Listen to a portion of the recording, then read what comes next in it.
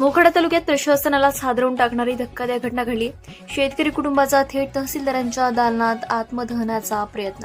जमिनीच्या सातबार उतारावर खोटी नावे नोंदवल्याचा आरोप करत एक तरुण शेतकऱ्याने आपल्या पत्नीसमवेत थेट मोखाडा तहसील कार्यालयात अंगावर रॉकेल ओतून आत्मदहनाचा प्रयत्न केला।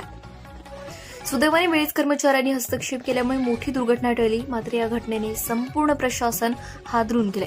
मोखाडा तालुक्यातील या घटनेमुळे एकच सवाल उपस्थित होतोय, न्यायासाठी शेतकऱ्याला आत्मदहनाचाच मार्ग का निवडावा लागतो?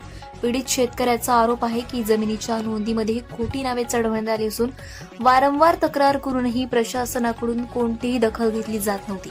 महसूल विभागाच्या दारात उभं राहूनही न्याय न मिळाल्याने अखेर त्यांनी टोकाचं पाऊल उचलण्याचा प्रयत्न केला। महसूल विभागातील टक्केवारीचा खेळ, तलाठी मंडळ अधिकारी आणि त्यांच्यावर नियंत्रण ठेवणाऱ्या यंत्रणेवर गंभीर प्रश्न उपस्थित होते। जे ना ललाटी ते लिहितो तलाठी अशी चर्चा गावागावात रंगू लागली। तलाठ्यांच्या चुका, त्यावर कारवाई न करणारे अधिकारी आणि त्यांची किंमत चुकवणारा गरीब शेतकरी, या सगळ्यामुळेच आज एक शेतकरी कुटुंब आत्मदहनाच्या टोकापर्यंत पोहोचल्याचं वास्तव समोर आलं। हा प्रकार केवळ एक घटना नसून ग्रामीण भागातील शेतकऱ्यांच्या असहाय्यतेचं भयावह चित्र आहे। आता प्रश्न असा आहे की या प्रकरणात दोषींवर कारवाई होणार का? शेतकऱ्याला न्याय मिळणार का? की पुन्हा एकदा फायली फिरत राहणार? मोखाड्यामधील या गरीब शेतकऱ्याला न्याय मिळणार कधी? यामुळे एकंदरीत जिल्हाधिकाऱ्यांनी या तहसीलदारासह मंडळ अधिकाऱ्यांची कार्यशाळा घेणे काळाची गरज आहे।